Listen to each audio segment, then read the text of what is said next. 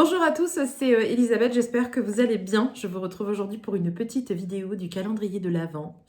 Et avant de commencer, je souhaite remercier cette personne gentille et bienveillante qui m'a envoyé un message pour me dire mais Elisabeth, t'as vieilli, non? J'adore. Bah oui, j'ai vieilli, ouais. Mais enfin, vieillir, c'est plutôt bon signe, ouais, parce que si on vieillit pas, ça veut dire qu'on est mort, ok? J'ai pas prévu de me faire des injections de je sais pas quoi. Donc oui, j'ai vieilli, ouais. Je me trouve même mieux aujourd'hui qu'il y a 10 ans. Alors après, oui, j'ai des cheveux blancs. Syndrome post-traumatique, ok? Donc j'ai commencé à avoir des cheveux blancs quand j'ai perdu ma mère. Choc émotionnel. Donc à 30 ans, j'avais déjà des cheveux blancs. Oui, mais t'inquiète, c'est prévu. Je vais me faire une petite coloration parce que c'est vrai que là, je me suis un petit peu... Ça fait un peu femme mature. Parce qu'en fait, je ne suis pas du tout mature, je suis une vraie gamine. Mais du coup, tu vois, le fait d'avoir des cheveux blancs, on peut croire sur moi que je suis mature. C'est un leurre. Bref. Bref. Donc, aujourd'hui, attention, on va traiter la question de Marie de Lyon, qui me disait ceci. Quel serait ton conseil pour se lancer dans le job de magnétiseur ? J'ai des capacités et je voudrais me mettre à mon compte parce que cela me permettrait de combiner ma vie de maman avec mon activité professionnelle. Alors ça me tente bien, me dit Marie de Lyon. Alors, Marie, il va pas falloir que tu prennes de manière trop personnelle ce que je vais te dire, ok ? Je vais parler globalement. Je vais faire une globalité, d'accord ? D'abord, ok ? Et après, je répondrai plus en détail à ta question. De manière plus personnelle, on va dire. Voilà. Ah, j'ouvre mes chakras, je m'aligne, un peu de capoeira, et je peux y aller, je peux répondre. Alors, moi je pense que beaucoup de personnes, et ça c'est aussi merci Covid, hein, on a envie de lui dire merci aussi à celui-là, parce que je pense que le Covid ça a été une pause obligatoire où on a tous été confinés chez nous, et du coup les gens se sont posé des questions sur est-ce que je suis au bon endroit ? Est-ce que je vis avec la bonne personne ? Est-ce que ma maison me convient ? Est-ce que mon environnement est bon ? Et au final, je ne vais plus au boulot, mais ça ne me manque pas. Donc peut-être qu'il faudrait que je change de boulot. Et du coup, déjà, le domaine ésotérique dans son ensemble était en plein boom. Et du coup, il y a des gens qui se sont dit « Ah, ben moi aussi, j'ai envie de faire du bien aux gens. » Qui n'a pas envie de faire du bien autour de soi à tout le monde, voilà. Donc, c'est vrai qu'il y a plein de gens qui sont arrivés en se disant « Moi, je suis magnétiseur, moi, je suis hypnothérapeute, moi, je suis ceci, cela, etc. » Et donc, tout le monde est arrivé dans ce domaine fabuleux, parce que c'est un super job, hein, attention. Hein. Mais je pense que, tu sais, c'est pas forcément un job où on se dit tiens, je vais faire du magnétisme parce que comme ça, je vais réussir à combiner ma vie perso avec. » Ben non, parce qu'en fait, il y a plein de boulots que tu peux faire, Marie, mais qui te permettront certainement d'être encore plus avec tes enfants.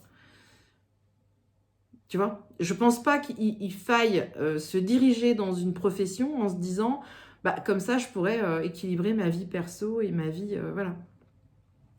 Je pense que le travail de magnétiseur, mais c'est comme beaucoup, hein, c'est comme beaucoup d'activités. Il faut d'abord que ça te parle, quoi. Je veux dire, il faut que ça résonne avec toi et il faut que tu aies un besoin presque viscéral de faire ce métier-là parce que c'est toi, quoi. Tu vois ce que je veux dire?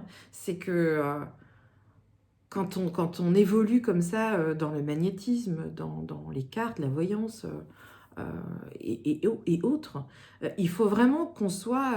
c'est en nous, quoi. C'est dans nos tripes. Tu vois, on vibre. On vibre. Et équilibré avec ta vie de maman, moi je suis pas sûre. Hein. Franchement, je te le dis tout de suite. Prends un boulot à mi-temps, tu auras beaucoup plus de chances d'être avec tes enfants parce que quand tu crées ta société et que tu as besoin de travailler pour vivre et que tu es obligé de travailler à fond, tu n'es pas obligé, enfin après ça dépend de tes besoins, mais si tu fais ce métier-là et que tu veux en vivre et que tu veux du coup élever tes enfants, correctement, tu es obligé de travailler comme une folle. D'accord? Donc, il faut avoir conscience de ça. Moi, les premières années, aujourd'hui, c'est différent, mais les premières années où je me suis lancée dans cette aventure-là, j'ai travaillé, je sais pas, j'ai travaillé 15 heures, 16 heures par jour comme une tarée. Je prenais pas de week-end, enfin, j'en prends quasiment jamais des week-ends, mais déjà à l'époque, pas de vacances, pas de rien. J'étais tout le temps, tout le temps, tout le temps à fond, quoi. Et beaucoup de bénévolat, et beaucoup de dons de soi, et beaucoup d'écoute, et beaucoup d'énergie. Et en fait, toute ta vie, c'est ça, quoi. Donc, je pense que j'ai pu aussi délaisser quelque part. Oui, j'ai certainement été très absente pour mes enfants, pour mon mari, pour ma famille. J'ai certainement été très absente parfois parce que quand je fais ça, je suis à ma place, quoi. Tu vois? Mes enfants, un jour, témoigneront, certainement. Si je leur posais la question, ils répondraient. Ils me disaient, bah oui, toutes les fois où tu nous as dit, ce soir, je finis tôt, ce soir, je viens vous chercher à l'école, demain, je travaille pas. Et qu'en fait, bah si, je travaille tout le temps. Tout le temps, tout le temps, tout le temps. Tu vois, là, même, j'ai plus la même cadence aujourd'hui, c'est vrai. Mais je fais beaucoup de séminaires, je m'en vais, je fais des formations. C'est très énergivore, hein. Quand tu rentres de séminaire, tu dors pendant 8 jours, en gros, hein. C'est un peu ça. Et émotionnellement, il faut aussi avoir les reins, quoi. Donc, quel serait ton conseil pour se lancer dans un job de magnétiseur? Oh, la vache.